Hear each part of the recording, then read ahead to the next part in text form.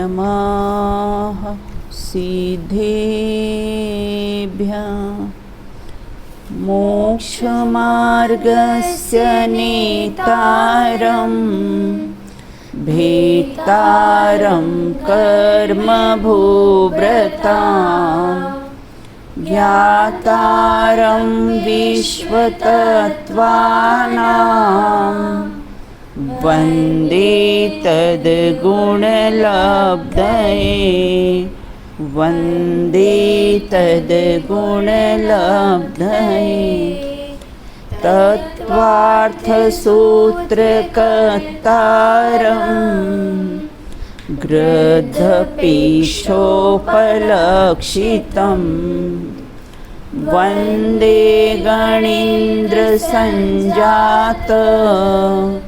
मुमा स्वामी मुनीश्वरं मुमा स्वामी मुनीश्वरम। अपनी चर्चा यहाँ पर तत्वार सूत्र ग्रंथ के माध्यम से 6वें अध्याय पर अपनी चर्चा चल रही है, जिसमें आश्रव तत्व का वर्णन है। पूर्व में हमने चर्चा की थी कि चारों गतियों के आश्रव के कारण कौन कौन से हैं, तो 3 गतियों की तो हमने चर्चा की थी हैं। तो नरक आयु के आश्रव के कारण कौन कौन से हैं? नरक आयु के आश्रव के कारण कौन कौन से हैं? चलो अनुष्का बताइए। बहुत आराम करना, बहुत परिक्रिया करना नरक आयु के आश्रव के कारण है। अच्छी तरह से बोलो, क्वेश्चन का आंसर भी अच्छी तरह से दो बेटा। फिर बहुत आराम करना, बहुत परिक्रिया करना नरक आयु के आश्रव के कारण। हाँ बराबर, बिल्कुल है ना। और नरक आयु के आश्रव के और कौन कौन से कारण हैं? हाँ मान्या बताइए। हिंसादि क्रूर कर्मों में निरंतर प्रवृत्ति रखना, परधन अपहरण की भावना रखना, विषयों में आसक्ति, मान की तीव्रता, पत्थर की रेखा के समान रोष, कृष्ण लेशा व रौद्र परिणामों से जीव नरक आयु का आश्रव कर लेता है। बहुत अच्छा। तिर्यंच आयु के आश्रव के कारण कौन कौन से हैं? मायात्रय यूनस्य छल कपट मायाचार्य आदि करना तिर्यंच आयु के आश्रव के कारण है। और कौन कौन से कारण हैं तिर्यंच आयु के आश्रव के कारण? हाँ अंशी बताइए।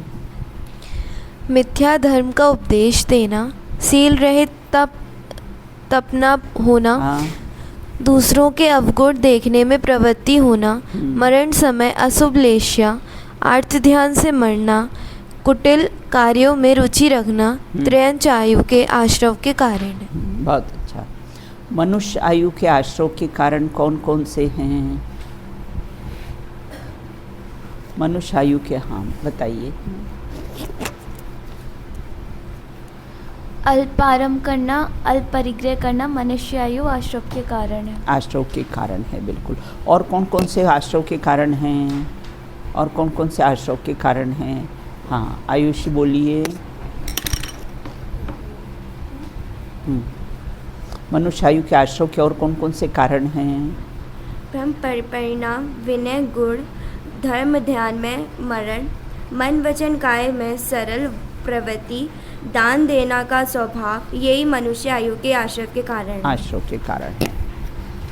और कोई भी आश्रव का कारण है मनुष्य आयु के आश्रव का कारण? बोलिए। स्वभाव मार्दवम च, स्वभाव की मृदुता भी मनुष्य आयु के आश्रव का कारण है। हाँ बहुत सुंदर, बिल्कुल है ना। इतनी चर्चा अपनी पूर्व में हुई थी, अब अपन कैसे हैं चर्चा करेंगे।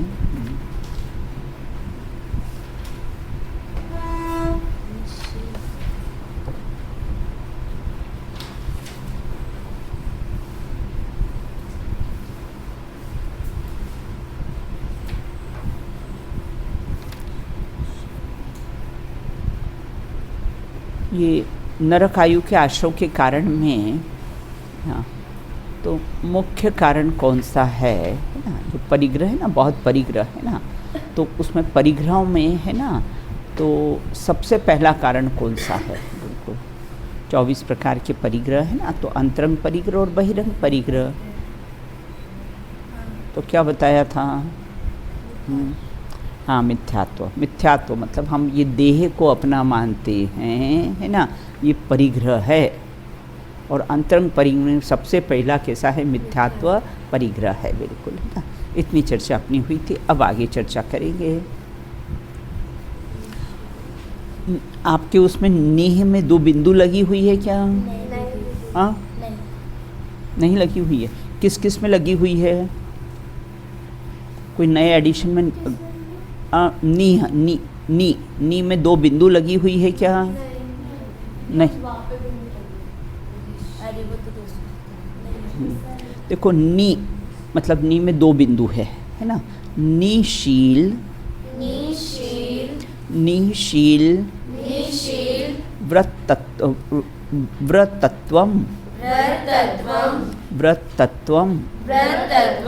च सर्वेषां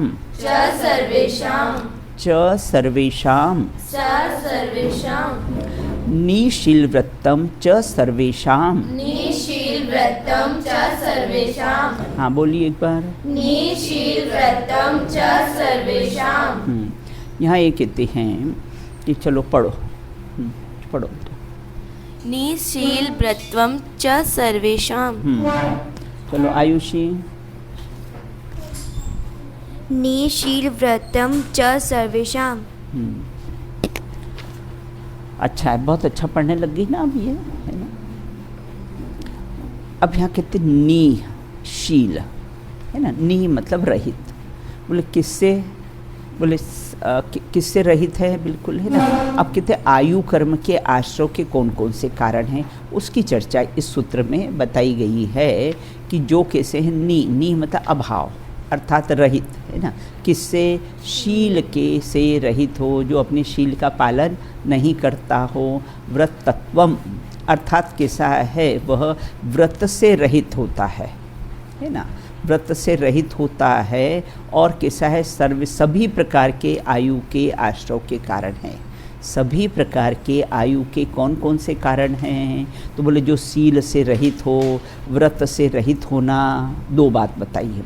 निशील व्रतत्वम, तो नी दोनों के साथ अगर निशील और निव्रतत्वम मतलब जो कैसा है? शील से रहित हो और कैसा है? व्रतादिक से रहित हो। वो सभी प्रकार के कैसे हैं? आयु के आश्रय के कारण हैं। बिल्कुल,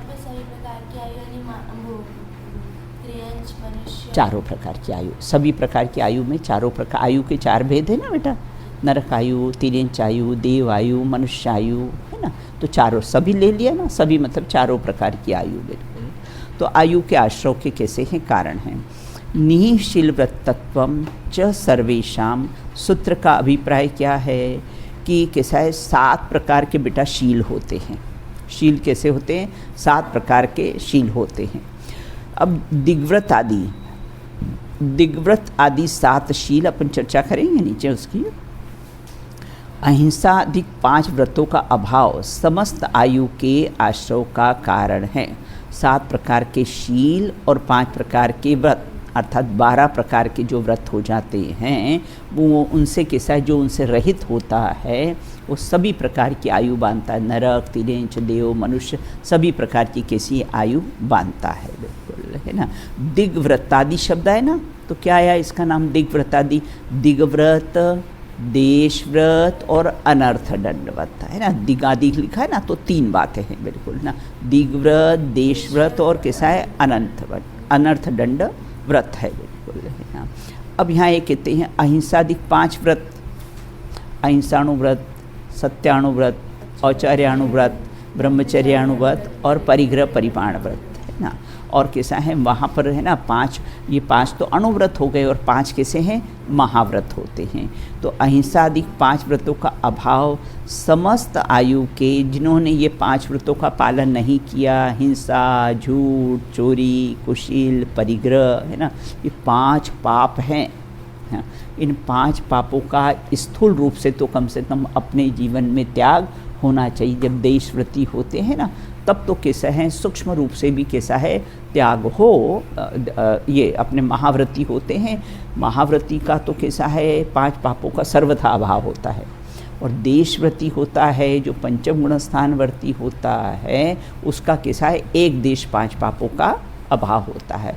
हिंसा तो करेगा वो, लेकिन संकल्पी हिंसा का बेटा त्यागी होगा, है ना। उद्योगी है, आरंभी है, परिग्रह, इसमें जो हिंसा है वो हिंसा तो कैसे है, होगी ही होगी, बिल्कुल, है ना। क्या उदय है तुम्हारा?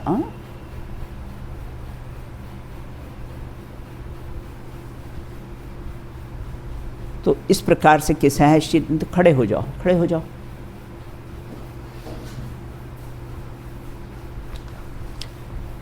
बातें करने में नींद नहीं आती है और कहीं जगह नींद नहीं आती है।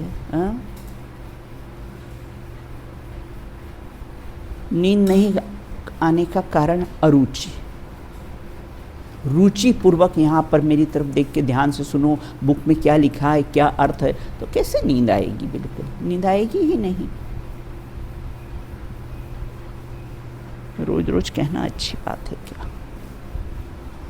तो दिग्व्रत आदि कैसे 7 कैसे शील व्रत हैं, अहिंसा आदि 5 व्रतों का अभाव समस्त आयु के कारण है, बिल्कुल, है ना। अपने यहाँ तो ये कहते हैं ना, सामायिक, प्रोज्दोपास, भोगोपभोग परिमाण और अतिथि संविभाग ना, ये 4 कैसे हैं बताए हैं, उसके कारण बताए हैं। अब कहते हैं शील किसे कहते हैं, है ना। शील किसे कहते हैं? तो क्रोध, लोभ आदि का त्याग पूर्वक 3 गुण व्रत। तो 3 गुण व्रत तो अपने देख लेना, दिग्व्रत, देशव्रत और अनर्थ दंड व्रत, है ना। और 4 शिक्षा व्रत। 4 शिक्षा व्रत कौन से? सामायिक, प्रोज्दोपास, भोगो। फिर से ये 7 का नाम बताइए।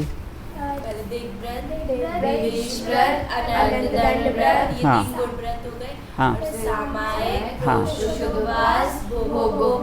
हाँ हाँ, अतिथि संविभाग, बिल्कुल, है ना। चलो क्या बोला अनुष्का, है ना। 7 कौन से हैं ना? हाँ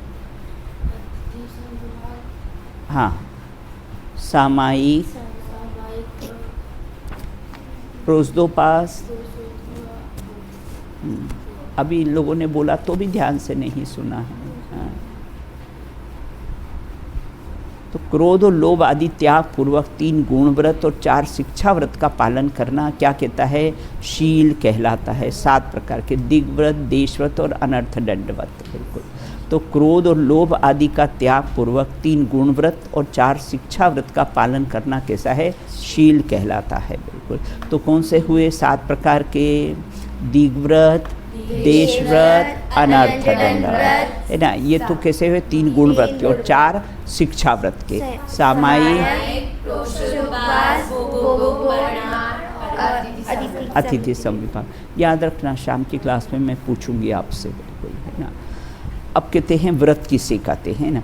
अब व्रत किसे? अहिंसा, सत्य, अस्तेय, ब्रह्मचर्य, अपरिग्रह, ये 5 कैसे व्रत होते हैं? 5 अणुव्रत और 5 कैसे होते हैं? महाव्रत है, बिल्कुल। अहिंसा अणुव्रत और अहिंसा महाव्रत, है ना। ऐसे 5 का लगा लेना।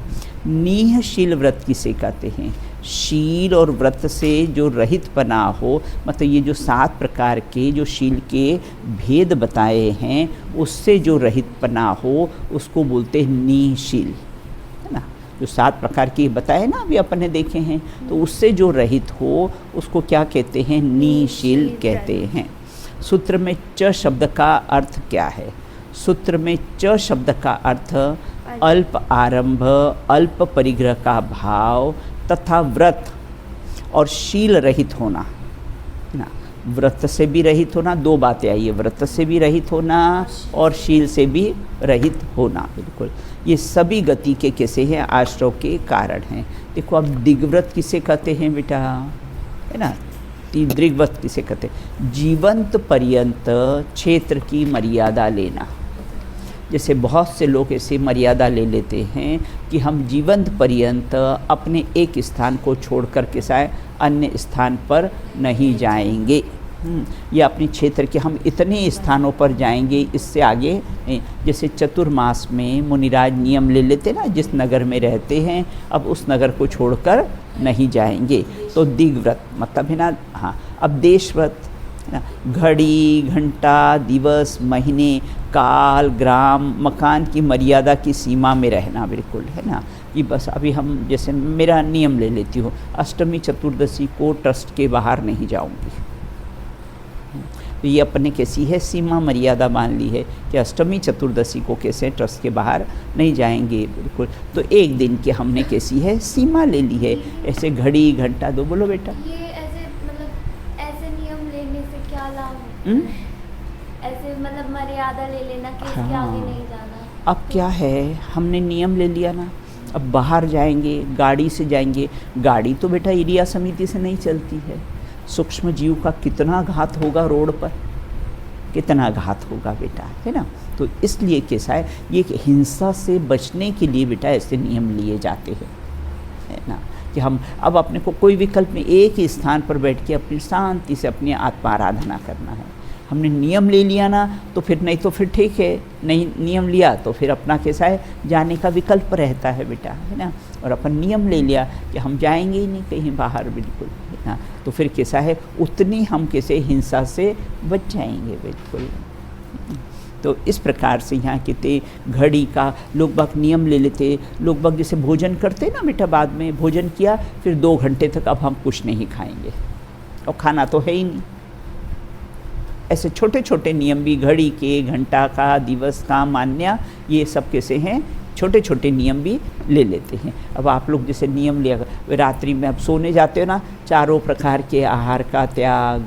अब खाते तो कुछ हो नहीं, खाते हो नहीं खाते हो ना, तो फिर उसका दोष लगता है ना बेटा अपने को। और कदाचित अपना देह परिवर्तन हो गया तो अपना देह समाधि पूर्वक छूटे, तो समाधि का अपने को कैसा है वो लग जाता है कि देह अपने समाधि पूर्वक छोड़ा। फिर मेरे रात्रि में मेरे शरीर पर वस्त्रों के अलावा जो कुछ भी है उन सब आरंभ परिग्रह का कैसा है मैं त्याग करती हूँ। अब आगे कहते हैं अनर्थ दंडवत, है ना। अब हो गया है ना, दिग्व्रत मतलब दिशाओं का, देशव्रत मतलब घड़ी घंटा दिवस का, अनर्थ दंडवत बिना वजह कैसे है पानी गिराना, पेड़ों को काटना, है ना, अग्नि जलाना, हिंसा। आजकल तो फायर डांस होने लग गए। फायर डांस सुना है? अग्नि जला लेते हैं, है ना, बीच में अग्नि जला लेते, फिर आसपास सब कैसे है डांस करते हैं। Fire dance, rain dance. आजकल कोई बड़े बड़े ऐसी जगहें होती ना, वहाँ रेन डांस होता है बेटा। कृत्रिम वो कैसे है बारिश के वो सब ऐसे लगाए हुए हैं और फिर उसमें कैसा है लोग बाग डांस करते हैं। तो रेन डांस बताओ कहाँ कहाँ आनंद मान रखा है। बिल्कुल, अग्नि एक इंद्रिय जीव, पानी एक इंद्रिय जीव, और उसमें कैसा है स्नान करना और ये करना और उसमें आनंद मानना। अपने मुनिराज तो आजीवन स्नान का कैसा है त्याग करते हैं। बिल्कुल, तो है ना, तो हिंसा, दान, पापोपदेश, बिल्कुल। अब सामायिक, चलो बैठ जाओ। अब कहते हैं प्रोष्धोपास, बिल्कुल। अष्टमी चौदस व्यापार आदि का कार्य छोड़कर ना, अष्टमी चौदस आदि व्यापार आदि का कार्य छोड़कर, बहुत से लोग नियम ले लेते हैं अष्टमी चौदस को कोई व्यापार नहीं करेंगे, शॉप पर जाएंगे ही नहीं ना। ये कैसे प्रोष्धोपास ना, अष्टमी चौदस को व्यापार आदि का कार्य, हाँ व्यापार भोग, अष्टमी चौदस को कैसे प्रोष्धोपास। और कैसा है भोग परिमाण, कुछ समय के लिए जीवन पर्यंत का कैसा है त्याग भोगों का। अतिथि संविभाग, है ना, अतिथि समय मुनिराज ज्ञानियों को आहार देने के पश्चात ही हम कैसे है आहार भोजन ग्रहण करेंगे। मुनिराज के लिए आहार और हमारे लिए भोजन, तो हम कैसे है भोजन ग्रहण करेंगे। इस प्रकार का भी कैसा है नियम ले लेते हैं। बिल्कुल, चलो पढ़ो, प्रश्न पढ़ो आप। हाँ 6 प्रश्न, हाँ ये दो। वे कौन से जीव हैं जो व्रत और शील रहित होकर भी देवायु का आश्रय करते हैं। हाँ, वे कौन से जीव हैं जो व्रत और शील रहित होकर भी देवायु का आश्रव करते हैं, मतलब है ना। तो कौन से जीव हैं, पढ़ो आगे। भोग भूमिया जीव व्रत और शील रहित होकर भी देवायु का आश्रव करते हैं। हाँ बराबर, देखो है ना। कौन से जीव, जो भोग भूमि के जीव हैं। भोग भूमि है ना, अपने 7 क्षेत्र हैं, उसमें 3 क्षेत्र कैसे भोग भूमि के हैं, देखिए। हाँ, भरत अपना विधेय क्षेत्र कैसा है, उसमें भी देव कुरु और उत्तर कुरु, उत्तम मध्यम जगन्य 3 प्रकार की कैसी है भोग भूमियाँ होती है। अपने मैप में देखा था ना, ऊपर सीखा था। तो भोग भूमि के जीव तो कैसे हैं, व्रत रहित होते हैं, शील रहित होकर भी कैसे हैं, नियम से कैसे हैं। भोग भूमि के जीव नियम से कैसा है, देह परिवर्तन होने के बाद देवायु में गमन करते हैं। बिल्कुल ना, बोलो। ये जो अभी बताया ना व्रत और शील रहित, हाँ, ये नरक, त्रियंच और मनुष्य के कहाँ पर, ये तीनों जो व्रत रहित और शील रहित होना, नहीं ये सभी गतियों के आश्रव के अलग से, हाँ अलग से लिया ना, बिल्कुल ही ना, अलग से इसलिए लिया क्योंकि प्रश्न उठाया ना कि व्रत और शील रहित ऐसे भी कोई जीव होते हैं जो देवायु के आश्रव के कारण होते हैं। बोले हाँ होते हैं। कौन होते हैं, बोले भोग भूमि के जीव। भोग भूमि के बारे में आपको मालूम है ना, जुगल जुगलिया पैदा होते हैं, बच्चे माता पिता का मुँह नहीं देखते, माता पिता बच्चे का मुख नहीं देते हैं, और बस अंगूठा चूस के कैसे 21 दिन में 35 दिन में कैसे हैं जवान हो जाते हैं। कोई खाना कमाना कुछ नहीं, 10-10 प्रकार के कैसे कल्पवृक्ष होते हैं वहाँ पर, और कैसे जो चीज़ मांगो अपने को प्राप्त हो जाती है। मृत्यु भी होती है तो कैसी होती है, छींक आने पर और जम्हाई लेने पर कैसी है, बस शरीर कैसा है, कपूर की भांति उड़ जाता है और देह परिवर्तन हो जाता है। सब निरंतर भोगों की ही प्रधानता रहती है। बहुत भद्र परिणामी होते हैं वहाँ के जीव, बिल्कुल है ना। अब आगे कहते हैं ना ना ना बेटा, भोग भूमि के स्वर्ग जाते हैं। भोग भूमि के जीव कैसे स्वर्ग, हाँ तो भद्र परिणाम का अर्थ क्या होता है, भद्र परिणाम मतलब सरल परिणाम। भद्र परिणाम का अर्थ क्या होता है, बहुत सरल परिणाम कैसे हैं, होते हैं, बिल्कुल। अब कहते हैं जैसे हेमवत, हैरण्यवत, हरिरम्यक, ये सब कैसी है, भोग भूमियाँ हैं, है ना। 7 भूमियों में ये सब कैसी भोग भूमियाँ हैं। अब कहते हैं भोग भूमि के जो व्रत और शील रहित होकर भी देवायु का आश्रय करते हैं, बिल्कुल। और कैसा है, 7 जिएंगे 7 मरेंगे। लोग कसमें वादे खाते हैं ना, क्या करते हैं, 7 जिएंगे। भोग भूमि में कैसा है, 7 जीते हैं और 7 ही कैसा है जन्म हो जाता है। जुगल जुगलिया ही पैदा होते हैं, ट्विंस पैदा होते हैं, भाई बहन पैदा होते हैं और वही पति पत्नी बन जाते हैं। हाँ, फिर और देह परिवर्तन भी कैसा है, 7 में ही होता है, बिल्कुल है ना। मर भी जाओ बेटा 7 में, लेकिन अपने अपने परिणाम के अनुसार गतियाँ मिलती है ना। सीता जी कहाँ गई, स्वर्ग में। लक्ष्मण कहाँ गए, नरक में। रामचंद्र जी कहाँ गए, मोक्ष में, है ना। बोले तुम 7 मर भी जाओगे तो क्या होगा, अपने अपने परिणाम के अनुसार कैसी ही गतियाँ मिलती है, बिल्कुल। अब भोग भूमि में मनुष्य और तिर्यंच कौन से स्वर्ग तक जा सकते हैं, है ना। ईशांश भोग भूमि का जीव स्वर्ग में भी जाएगा तो बेटा कौन से स्वर्ग में जाएगा, दूसरा मतलब ईशान स्वर्ग में ही कैसा है जाएगा, बिल्कुल। नियम सार में तो ऐसा लिखा, जो सर्वथा झूठ का त्याग करते हैं उन्हें स्वर्ग देव आयु का सुख मिलता है। ऐसा लिखा है कि जो सर्वथा कैसा है झूठ का त्याग करते हैं उन्हें देवायु का कैसा है सुख मिलता है। इतनी अपनी चर्चा की है, बिल्कुल। अब आगे अपन चर्चा करेंगे। अब कहते हैं देवायु के आश्रय के कौन कौन से कारण हैं। 3 गति के आश्रय के कारण तो हमने देख लिए हैं। अब देव आयु के आश्रय के कारण कौन कौन से हैं उसकी चर्चा अपन करेंगे ना। सराग संयम,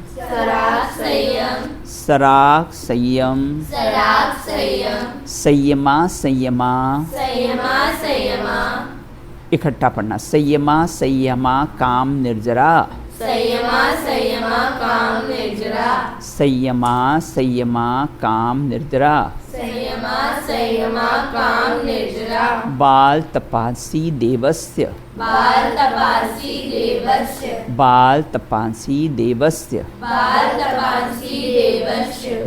पढ़िए एक बार। सराग संयम संयमा संयम काम निर्जरा बाल तपासी देवस्य।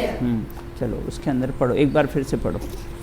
सराग संयम संयमा संयम काम निर्जरा बाल तपासी देवस्य। हाँ, तपांसी से देवस्य। देवस्य।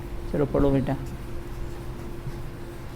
सराग संयम संयमा संयम कामनी निर्जरा काम निर्जरा बाल तपासी देवस्य। हाँ, तपांसी देवस्य। बिल्कुल। अब आगे कहते, पहले इसका संधि विच्छेद अपन देख लेते हैं। सराग संयम है ना, दूसरा के साथ संयमा, संयमा संयम। अब फिर वो संयमा के आगे आ की मात्रा है ना, तो क्या हो जाएगा, अकाम निर्जरा। यहाँ से संधि विच्छेद हो जाएगा, अकाम निर्जरा।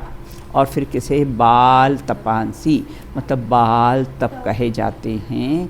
किसे, वो देव आयु के आश्रव के कारण हैं। कितने कारण बताए, 4 कारण बताए। सराग संयम, संयमाया, हाँ, अकाम निर्जरा और बाल तप। और ये सब कैसे हैं, बाल तप है, इनको बाल तप कहते हैं। 3 ही कारण है, सराग संयम, संयमा संयम और अकाम निर्जरा। ये कैसे है, देवायु के कारण है।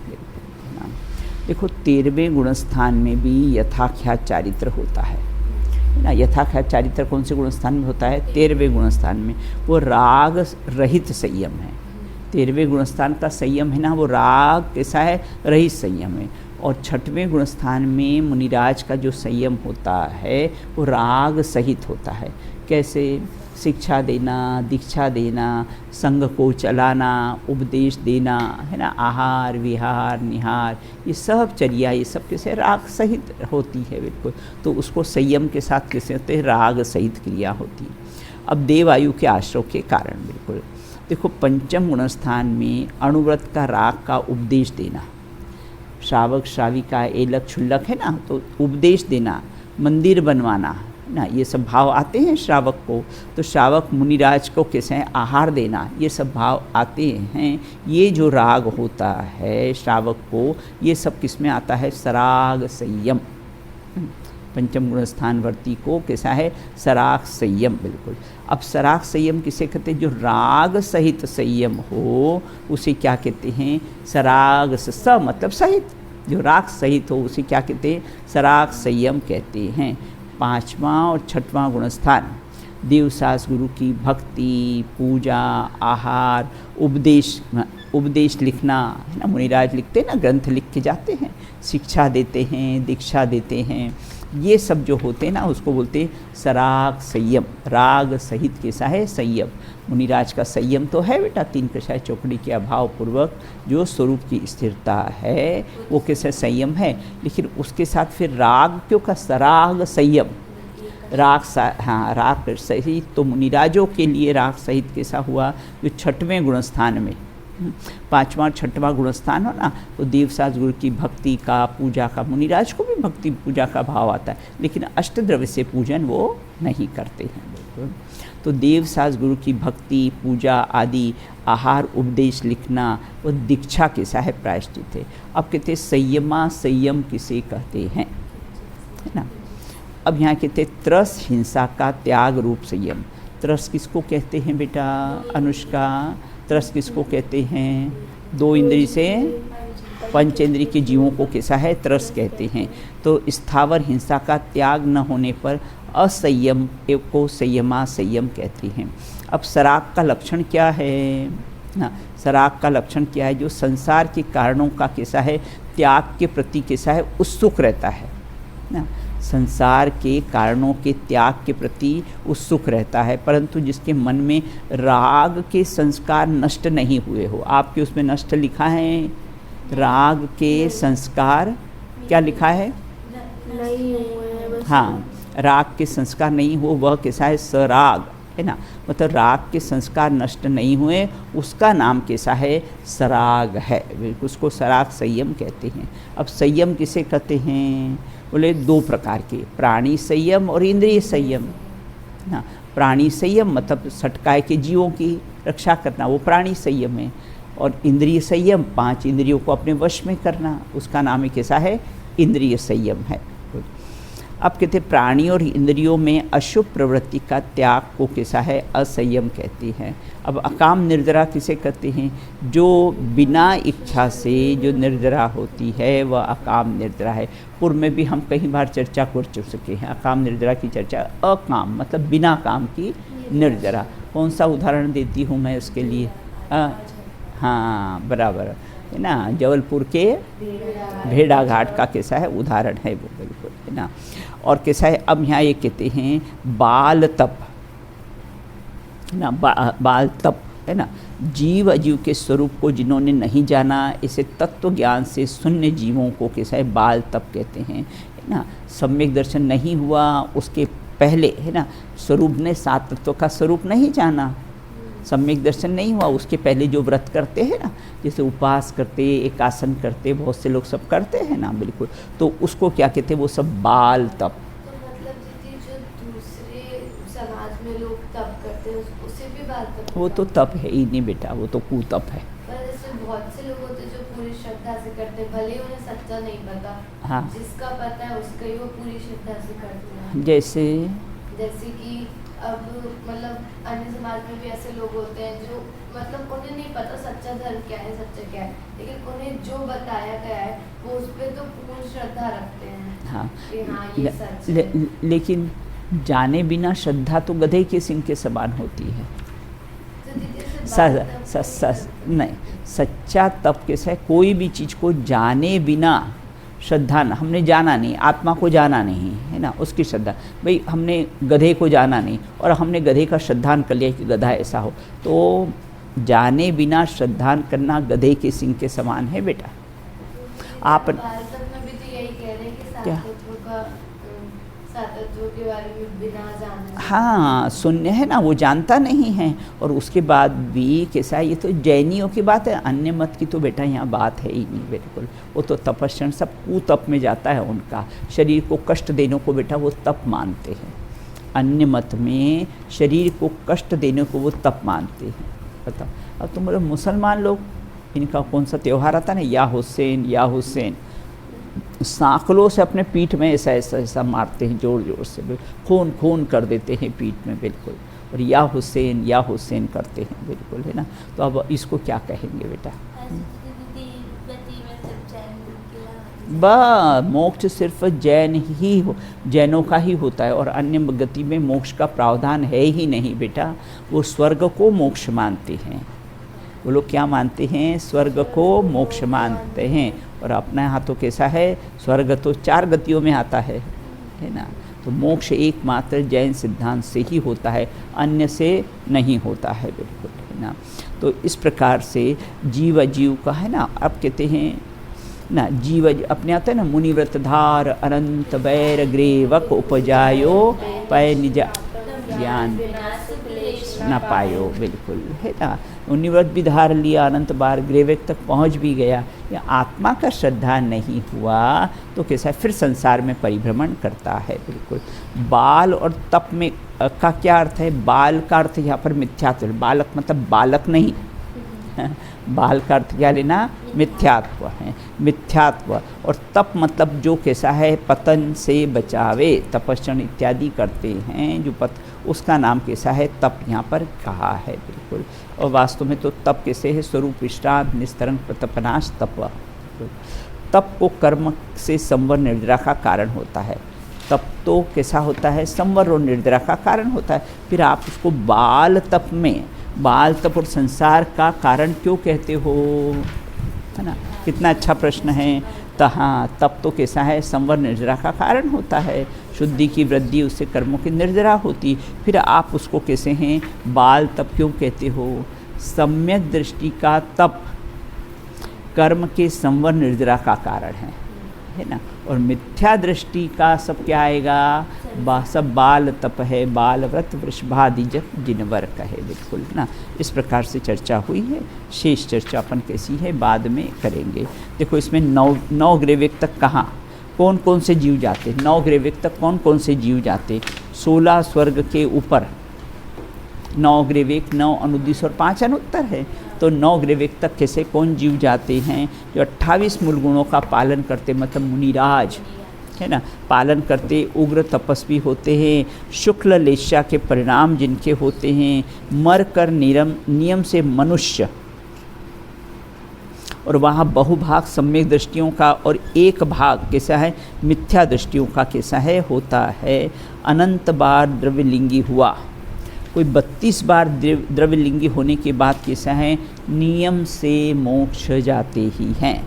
32 बार जिसने भावलिंगी संत का भावधान किया गया तो नियम से कैसे हैं वो हो कैसे होते हैं मोक्ष में जाते हैं। इस प्रकार नहीं मोक्ष में जाते हैं ना। भावलिंगी संत की बात कहिए ना, भावलिंगी संत है ना। हाँ बोलो बेटा। हाँ भावलिंगी संत उनकी बात है बेटा, है द्रव्यलिंग की बात नहीं। 32 बार भावलिंग होने की बात कैसा है उनका मोक्ष होता है बेटा। नहीं एक बार भावलिंग होकर भी हो सकता है और अधिक से अधिक हो तो 32 है ना, अधिक से अधिक हो तो 32 और पहली बार में ही है ना। भरत जी ने पहली बार में ही मुनि पद धारण किया और सीधे बिल्कुल इतनी छलांग लगा दी तो इस प्रकार से कैसे हैं ये अपने कैसे हैं 2 सूत्र की चर्चा की है। पढ़ लीजिए आप सूत्र। निशील व्रतम च सर्वोषाम। एक साथ बोलिए। निशील व्रतम च सर्वोषाम। साराक संयम संयमा संयम निर्जला बाल तापांशी देवस्य। शेष चर्चा अपन कैसी है बाद में करेंगे।